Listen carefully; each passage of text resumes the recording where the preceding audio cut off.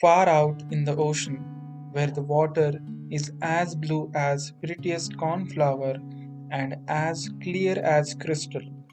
It is very, very deep, so deep indeed that no cable could fathom it. Many church steeples, piled one upon another, would not reach from the ground beneath to the surface of the water above. There dwell the Sea King and his subjects. We must not imagine that there is nothing at the bottom of the sea but bare yellow sand.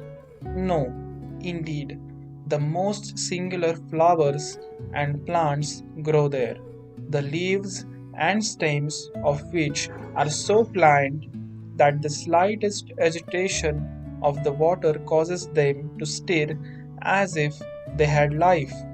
Fishes, both large and small, glide between the branches, as birds fly among the trees here upon land.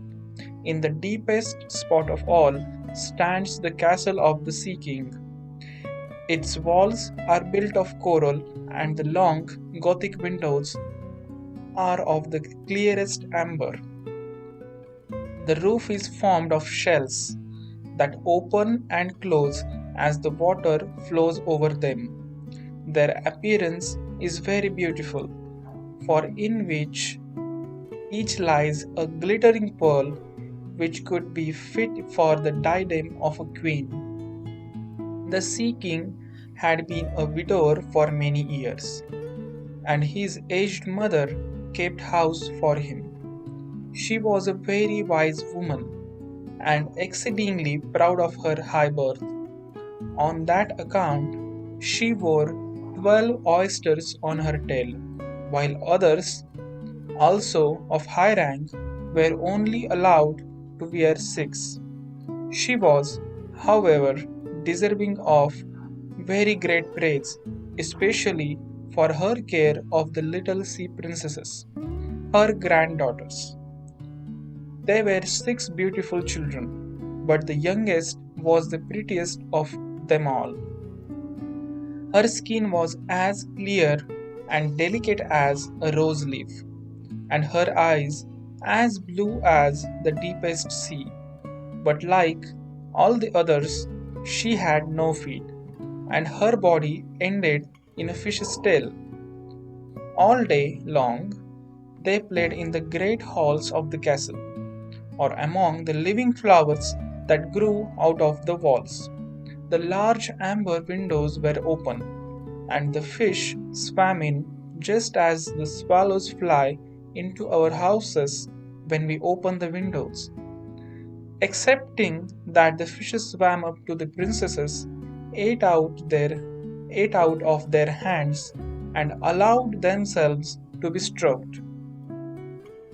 Outside the castle there was a beautiful garden, in which grew bright red and dark blue flowers, and blossoms like flames of fire. The fruit glittered like gold, and the leaves and stems waved to and fro continually. The earth itself was the finest sand, but blue as the flame of burning sulphur. Over everything lay a peculiar blue radiance, as if it were surrounded by the air from above, through which the blue sky shone, instead of the dark depths of the sea. In calm weather, the sun could be seen, looking like a purple flower with the light streaming from the calyx. Each of the young princesses had a little plot of ground in their garden, where she might dig and plant as she pleased. One arranged her flower bed into the form of a whale. Another thought it better to make hers like the figure of a little mermaid. But that of the youngest was round like the sun, and contained flowers as red as his rays at sunset. She was a strange child, quiet and thoughtful, And while her sisters would be delighted with the wonderful things which they obtained from the wrecks of the vessels, she cared for nothing but her pretty red flowers, like the sun, excepting a beautiful marble statue. It was the representation of a handsome boy carved out of pure white stone, which had fallen to the bottom of the sea from the wreck. She planted by the statue a rose colored weeping willow. It grew splendidly, and very soon hung its fresh branches over the statue, almost down to the blue sands. The shadow had a violet tint, and waved to and fro like the branches. It seemed as if the crown of the tree and the root were at play, and trying to kiss each other. Nothing gave her so much pleasure as to hear about the world above the sea. She made her old grandmother tell her all she knew of the ships and of the towns, the people and the animals. To her, it seemed most wonderful and beautiful to her that the flowers of the land should have fragrance and not those below the sea, that the trees of the forest should be green, and that the fishes among the trees could sing so sweetly that it was quite a pleasure to hear them. Her grandmother called the little birds fishes, or she would not understood her, for she had never seen birds. When you have reached your 15th year, said the grandmother, you will have permission to rise up out of the sea, to sit on the rocks in the moonlight while the great ships are sailing by, and then you will see both forests and towns. In the following year, one of the sisters would be 15, but as each was a year younger than the other, the youngest would have to wait 5 years before her turn came to rise up from the bottom of the ocean and see the earth as we do. However, each promised to tell the others what she saw on her first visit and what she thought the most beautiful, for their grandmother could not tell them enough. There were so many things on which they wanted information. None of them longed so much for her turn to come as the youngest. She, who had the longest time to wait and who was so quiet and thoughtful, many nights she stood by the open window, looking up through the dark blue water and watching the fish as they splashed water and watching the fish as they splashed about their fins and tails. She could see the moon and stars shining faintly, but through the water they looked larger than they do to our eyes. When something like a black cloud passed between her and them, she knew that it was either a whale swimming over her head or a ship full of human beings who never imagined that a pretty little mermaid was standing beneath them, holding out her white hands towards the keel of their ship. As soon as the eldest was 15, she was allowed to rise to the surface of the ocean. When she came back, she had hundreds of things to talk about. But the most beautiful, she said, was to lie in the moonlight on a sandbank in the quiet sea near the coast, and to gaze on a large town nearby where the lights were twinkling like hundreds of stars, to listen to the sounds of the music, the noise of carriages, and the voices of human beings, and then to hear the merry bells peal, and then to hear the merry bells peal out from the church steeples. And because She could not go near to all those wonderful things. She longed for them more than ever. Oh, did not the youngest sister listen eagerly to all these quick descriptions?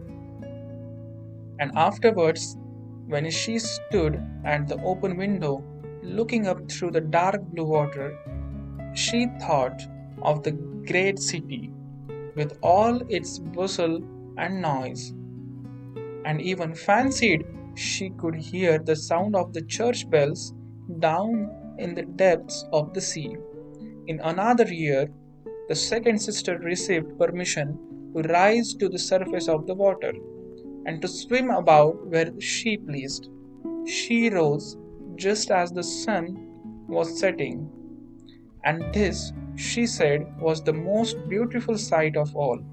The whole sky looked like gold, while, while violet and rose colored clouds, which she could not describe, floated over her, and still more rapidly than the clouds flew a large flock of wild swans towards the setting sun, looking like a long white veil across the sea. She also swam towards the sun, but it sunk into the waves, and the rosy tints faded from the clouds and from the sea. The third sister's turn followed. She was the boldest of them all, and she swam up a broad river that emptied itself into the sea. On the banks, she saw green hills covered with beautiful vines, places, and castles peeped out of peeped out from amid the proud trees of the forest. She heard the birds singing, and the rays of the sun were so powerful that she was obliged often to dive down under the water to cool her burning face. In a, in a narrow creek, she found a whole troop of human children, quite naked and sporting about in the water. She wanted to play with them, but they fled in a great fright, and then a little black animal came to the water. It was a dog, but she did not know that, for she had never before seen one. This animal barked at her so terribly that she became frightened and rushed back to the open sea. But she said she should never forget this beautiful forest, the green hills, and the pretty little children who could swim in the water, although they had not fishes' tails. The fourth sister was more timid. She remained in the midst of the sea, but she said it was quite as beautiful there but she said it was quite as beautiful there as nearer the land. She could see for so many miles around her, and the sky above looked like a bell of glass. She had seen the ships, but at such a great distance that they looked like seagulls. The dolphins sported in the waves, and the great whales spouted water from their nostrils till it seemed as if 100 fountains were playing in every direction. The fifth sister's birthday occurred in the winter, so when her turn came, she saw what the others had not seen the first time they went up. The sea looked quite green, and large icebergs were floating about, each like a pearl. She said, but larger than she said, but larger and loftier than the churches built by men. They were of the most singular shapes and glittered like diamonds.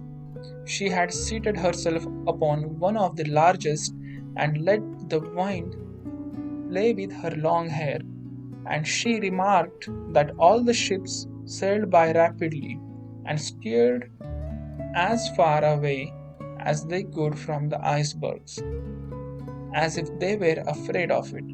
Towards evening, as the sun went down, dark clouds covered the sky.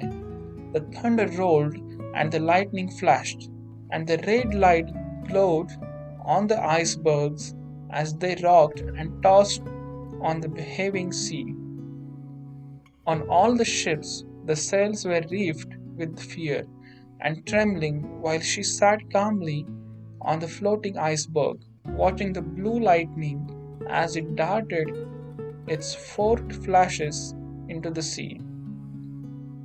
When first the sisters had permission to rise to the surface, they were each delighted while the new and beautiful sights they saw. But now, as grown up girls, they could go when they pleased, and they had become indifferent about it. They wished themselves back again in the water, and after a month had passed, they said it was much more beautiful down below and pleasanter to be at home. Yet often, in the evening hours, the five sisters would twine their arms around each other and rise to the surface in a row. They had more beautiful voices than any human being could have, and before the approach of a storm, and when they expected a ship would be lost, they swam before the vessel and sang sweetly of the delights to be found in the depths of the sea, and begging the sailors not to fear if they sank to the bottom. But the sailors could not understand the song. They took it for the howling of the storm, and these things were never to be beautiful for them.